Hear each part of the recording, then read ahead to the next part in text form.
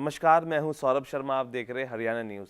आज हरियाणा हीरोज़ में आपकी ऐसी खिलाड़ी से मुलाकात कराऊंगा जिसने हरियाणा का गौरव बढ़ाया है। जी हाँ, मैं बात कर रहा हूं नेहा राठी जी की, जिनको हाल ही में अर्जुन पुरस्कार से नवाजा गया है। हरियाणा न्यूज़ में आपका बहुत बहुत स्वागत है। नेहा, मैं आपसे पूछना चाहता हूँ कि स्विमिंग आप कर रहे थे, 98 से पहले स्विमिंग कर रहे थे। आपको कुश्ती में आने का क्या सोच थी आपकी कुश्ती के पीछे आने की? कुश्ती क्योंकि आपने 98 में स्टार्ट की, उससे पहले आप स्विमिंग कर रहे थे, तो क्या वजह रही कुश्ती में आने की? सबसे पहले मुझे सबसे ज़्यादा इंटरेस्ट स्विमिंग में था, क्योंकि मेरे पिताजी श्री जगरूप सिंह राठी जो मधुबन में डीएसपी के पद पर थे, तो और साथ में ही हमारे पड़ोस में जो सुमन मंजरी जो आजकल आईजी पद पे हैं, वो भी साथ में थी। तो वो हर रोज़ स्विमिंग के लिए जाती थी। तो उन्होंने मुझे बोला कि चलो बेटा, आपको स्विमिंग के लिए लेके चलती हूँ। तो उनके साथ मैं स्विमिंग जाने लगी और वहीं से मैंने स्विमिंग सीखना स्टार्ट किया और काफ़ी अच्छा स्विमिंग करने लगी थी और मैंने स्टेट लेवल तक भी स्विमिंग किया। उसके बाद 1998 में रेसलिंग जैसे इंडिया में आई, तो हमारे गुरुजी श्री चंदगी राम गुरुजी, उन्होंने कहा कि भाई अपनी बेटियों को रेसलिंग में लेके आओ। वो मेरे फादर जी के गुरु हैं। तो पिताजी स्टार्टिंग में तो उन्होंने कहा कि नहीं, अभी नहीं, लड़कियों का रेसलिंग थोड़ा कम पसंद है मुझे। तो फिर बाद में उन्होंने कहा कि गुरुजी ने बोला कि नहीं, अब लड़कियों के नेशनल भी हो रहे हैं, इंटरनेशनल भी हैं और मैं दंगल भी करवाऊंगा।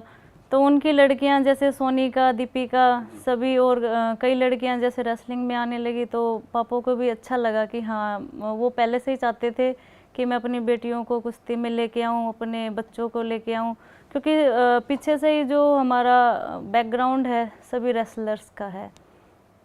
तो पता नहीं कुदरती कुछ ऐसा था, मुझे गेम में काफ़ी शौक़ था।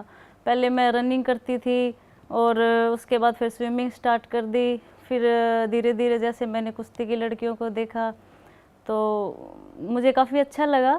फर्स्ट टाइम हिसार थे हम तब, तो मैंने रेसलिंग स्टार्ट की और पहली बार में मेरा नेशनल के लिए जैसे सिलेक्शन हो गया और फर्स्ट टाइम सीनियर नेशनल में मैं थर्ड आई नासिक में। फर्स्ट टाइम था वो मेरा, तो उसमें मुझे काफ़ी अच्छा लगा और मुझे प्राइज़ मिले और सेरेमनी हुई, तो मेरा काफ़ी हौसला अफजाई हुआ।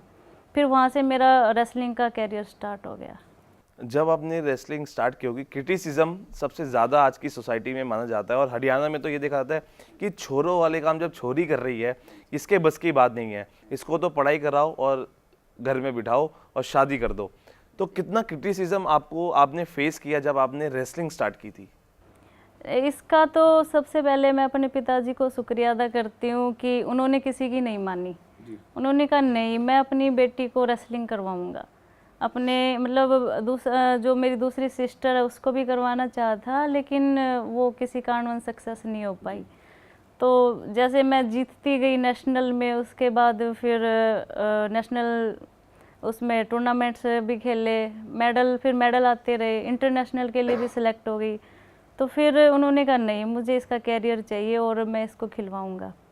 तो साथ में जैसे हमारे चंदगीराम गुरुजी थे, उनके अखाड़े में भी कुछ दिन प्रैक्टिस करवाई और मतलब उन्होंने इस चीज़ की परवाह नहीं की कि कोई अगर बोलेगा कि लड़कियों की कुश्ती क्यों करवा रहे हो, उन्होंने इस चीज़ की कोई परवाह नहीं। लेकिन अब अर्जुन अवार्ड आपको मिल चुका है। उन लोगों के लिए जो क्रिटिसाइज कर रहे थे आपको, एक जवाब दिया है आपने उनको। अर्जुन अवार्ड आपको अब मिल रहा है। अर्जुन अवार्ड हासिल करके एक जवाब है उनके मुंह पे कि यस, अब आपके डैड कह सकते हैं देखो जो मेरी मेहनत थी वो आज रंग लाई, क्योंकि आपके फादर भी अर्जुन अवार्ड ही रहे हैं और कुश्ती से उनका पुराना रिश्ता रहा है, तो आपको सपोर्ट भी उनकी तरफ से मिला।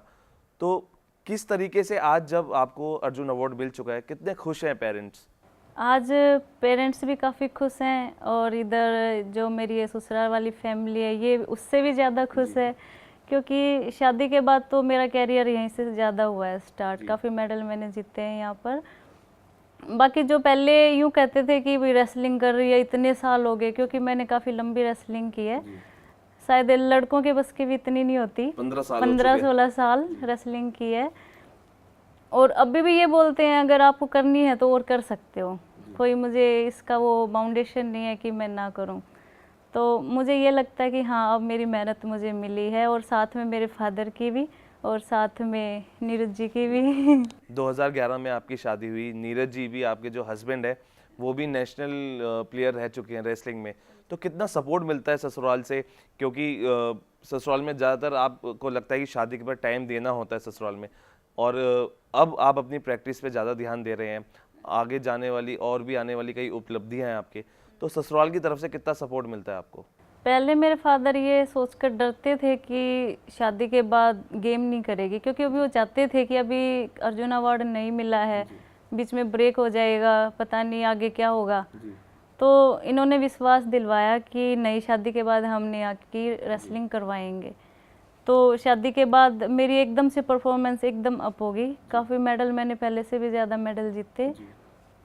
और जैसे मेरी सासू मम्मी है वो भी, नहीं बेटा आप कुश्ती करो, आप अपना कैरियर बनाओ, ये भी मुझे हर कदम पे मतलब सबने मेरा बहुत साथ दिया। इस मामले में मैं काफ़ी भाग्यशाली हूँ कि मेरे पिताजी और मेरे पति दोनों ही काफ़ी सपोर्ट करते हैं। बात आपके घर की करें, आपके जो भाई थे वो भी रेसलिंग में आ रहे थे लेकिन आ नहीं पाए, जिसकी वजह से आपके जो पेरेंट्स थे, आपके पिताजी थे, उन्होंने आपको रेसलिंग में उतारा। तो क्या कारण रहा कि आपके जो भाई थे दोनों वो आ नहीं पाए रेसलिंग में, और जिसकी वजह से आप आज इस मुकाम पर हैं, आज कई उपलब्धियां आपके नाम है? जैसे बड़ा भाई है जोगिंदर, वो काफ़ी अच्छा हो गया था रेसलिंग में, काफ़ी उसके अंदर पावर स्पीड काफ़ी हो गई थी, लेकिन एकदम अचानक से उसको कोई प्रॉब्लम होगी, मतलब इंजरी होगी उसको, जिस वजह से वो चल नहीं पाए। और छोटा भाई है अभी वो कर रहा है, वो नेशनल तक पहुंचा है, लेकिन अभी वो छोटा है तो वो भी कर रहा है, लेकिन बड़ा भाई किसी कारणवश से रह गया। तो फिर मुझसे उम्मीद थी तो फिर मैंने की पूरी। अर्जुन अवार्ड आपके नाम है, अर्जुन अवार्ड आपको मिल चुका है, आपको क्या लगता है ऐसी आपकी कौन सी गिनी चुनी जो उपलब्धियां हैं जो एक नेशनल और इंटरनेशनल लेवल पे रही, जिसकी वजह से आपका नाम रिकमेंड हुआ, आपको अर्जुन अवार्ड मिला? सर एक सबसे बड़ी बात तो ये है कि मैंने रेसलिंग को बहुत टाइम दिया है, पूरे 15-16 साल, किसी लड़की इतना लंबा टाइम, मैंने सबसे बड़ी उपलब्धि तो यही है मेरी। और इतने लंबे समय में मैंने हर नेशनल में मेडल है, सबसे ज़्यादा गोल्ड है, 10 गोल्ड है सीनियर नेशनल में, उसके बाद कुछ सिल्वर भी हैं और ब्रॉन्ज भी है। कोई नेशनल ऐसा नहीं है जिसमें मेरा कोई मेडल ना आया हो कभी किसी कारणवश, क्योंकि इतने साल कंटिन्यू शरीर में कुछ प्रॉब्लम भी हो सकती है जी। तो हमेशा मेडल ज़रूर आए हैं। और इंटरनेशनल लेवल पे भी मैंने काफ़ी बार भारत का प्रतिनिधित्व किया है, 33 बार जी। मैं विदेशों में खेलने गई हूँ, जिसमें मैंने कॉमनवेल्थ चैम्पियनशिप में भी कई बार गोल्ड मेडल लिए हैं, सिल्वर मेडल भी लिए हैं, और एशिया चैम्पियनशिप में भी मैंने मेडल लिए हैं, ब्रॉन्ज मेडल भी लिए हैं, सिल्वर भी लिए हैं। और उसके बाद जैसे हमारा क्यूबा जो हुआ था वहाँ पे वर्ल्ड चैम्पियनशिप की तरह लगा हुआ, बिल्कुल बहुत ज़्यादा कंपटीशन था, लाइक वर्ल्ड चैम्पियनशिप, उसमें मेरा गोल्ड मेडल था। और अभी इंडिया ही में पिछले ही साल हुआ है ग्रैंड प्रिक्स, उसमें काफ़ी अच्छी बाउट्स हुई है मेरी, जापान से हुई हैं, यूएसए से भी हुई हैं, तो उसमें मेरा सिल्वर मेडल था। और 2008 में सबसे बड़ी उपलब्धि तो मैं यही मानती हूँ अपनी, लेकिन किस्मत की वजह से मैं उसे कहती हूँ कि ठीक नहीं रहा। 2008 में मैंने एक लड़की का ओलंपिक क्वालिफाई था, जिसमें फर्स्ट और सेकंड जापान और चाइना की पहले क्वालिफाई कर चुकी थी, जिसका थर्ड मेडल था उसका ओलंपिक क्वालिफाई था। और ऊपर वाले पुल में थी मैं, और मेरे नंबरिंग जो सिस्टम था वो ज़्यादा था, तो उस हिसाब से मेरा 2008 में ओलंपिक क्वालिफाई हो चुका था। तो वो उन्होंने कहा कि भाई, मेरे कोचेज़ ने खुद मुझे आके कहा, भाई नेहा आप तो घर कॉल कर दो, आपका ओलंपिक में पहली बार क्वालिफाई हुआ है और आप सेलेक्ट हो गई हो, मेडल भी था और ओलंपिक के लिए क्वालिफाई भी हो चुकी थी। तो मैं काफ़ी खुश थी, एकदम से मुझे लगा कि ये कैसे, विश्वास नहीं हो रहा था। तो जैसे मैंने सोचा कि मैं फ़ोन करूँगी अभी, तभी उधर से कॉल आई, उन्होंने कहा कि नहीं, जो 2 थर्ड लड़कियाँ उनकी आपस में रेसलिंग करवाएंगे, क्योंकि वो लड़की मंगोलिया की थी और वो हमारा कोरिया में हो रहा था जो कंपटीशन था, उनमें आपस में कुछ डिस्कस हुआ और उन्होंने कहा कि इस मंगोलिया की लड़की से इंडिया की लड़की की आपस में बाउट करवा दे। तो हमारे कोचेस को मैंने बोला, सर ऐसे ठीक नहीं है, तो कोचेज़ वगैरह ने किसी ने कोई रिस्पॉन्स नहीं दिया। मैंने कहा सर आप बोलो ऐसा नहीं हो सकता। तो अनपढ़ थे सभी, इतनी पढ़े लिखे नहीं थे कि वो इंग्लिश में वहाँ जाके बात करे। जैसे कोरियन लैंग्वेज भी अलग होती है, लैंग्वेज प्रॉब्लम हुई और वहाँ पे वो जो मेरा आया हुआ जो ओलंपिक क्वालिफाई टूर्नामेंट था वो निकल गया वहाँ पे। मतलब कहीं ना कहीं आपका कहने का ये कहना है कि कहीं ना कहीं इनजस्टिस हुआ आपके साथ, और इनजस्टिस से आप उभर नहीं पाए उस समय, क्योंकि आप जैसे आपने बताया कि आप ओलंपिक था वो नहीं आ पाया किसी कारणों की, इनजस्टिस की वजह से। 2010 की भी हम बात करें, आप ओलंपिक नेशनल ओलंपिक में भी, कॉमनवेल्थ गेम्स में भी हिस्सा नहीं ले पाए, एशियन गेम्स में भी हिस्सा नहीं ले पाए, तो वहाँ पे भी कहीं ना कहीं आपके साथ इनजस्टिस हुआ। आप कोर्ट गए, आपने कई जगह अपील भी करी। वो आपसे जानना चाहते हैं कि उस टाइम पे 2010 में कॉमनवेल्थ गेम्स में क्या हुआ था, क्या इनजस्टिस हुआ था आपके साथ?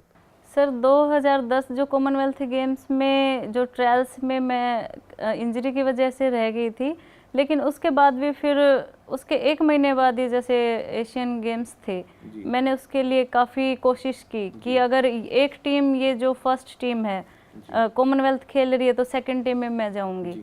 क्योंकि उस वक्त तैयारी तो अच्छी थी लेकिन कंधे में प्रॉब्लम थी मुझे काफ़ी, इस वजह से तो उन्होंने कहा कि नहीं, जो टीम कॉमनवेल्थ में खेली डायरेक्ट उसी को भेज दिया। इसलिए मैंने फिर कोर्ट भी गई, वहाँ पे केस भी किया, पैसे भी लगाए, लेकिन फिर वो कोई उससे फ़ायदा नहीं हो पाया। तो अब क्या रिस्पॉन्स है उसका? जो अब वो केस खत्म हो चुका है या अभी भी उसकी? नहीं, वो तो तभी ख़त्म हो गया था, लेकिन मुझे काफ़ी दुख भी था कि मुझे इतनी मेहनत कर रही हूँ तो इतना अच्छा कोई रिस्पॉन्स नहीं मिला। लेकिन अब अर्जुन अवार्ड जैसे डिक्लेयर हुआ है तो आज मैं अपनी मेहनत से सेटिस्फाई। तो कहीं ना कहीं आपको लगा कि 2010 में जो आपकी उपलब्धियां आप हासिल कर रही थी, वहाँ कहीं ना कहीं उस इनजस्टिस की वजह से कहीं ना कहीं ब्रेक लगा और एक उपलब्धि आपसे एक कदम दूर चली गई। हाँ बिल्कुल, वो एक थोड़ी सी गलती पे ही काफ़ी दूर चली गई मैं, लेकिन फिर कोई नहीं, उसके बाद फिर दोबारा उभर के आई। फिर मैंने जैसे क्यूबा में वर्ल्ड चैम्पियनशिप की तरह जो एक कंपटीशन है उसमें गोल्ड लिया, ग्रांड प्रिक्स में लिया, नेशनल में गोल्ड लिया, फिर एक और टूर्नामेंट यूएसए उसमें सिल्वर लिया। तो काफ़ी सारे फिर टूर्नामेंट में मैंने लगातार काफ़ी मेडल्स अचीव किए। फिर नेहा जी, यहाँ एक छोटे से ब्रेक के लिए रुकना होगा। वक्त है एक छोटे से ब्रेक का। ब्रेक के बाद भी जारी रहेगी नेहा राठी से खास बातचीत।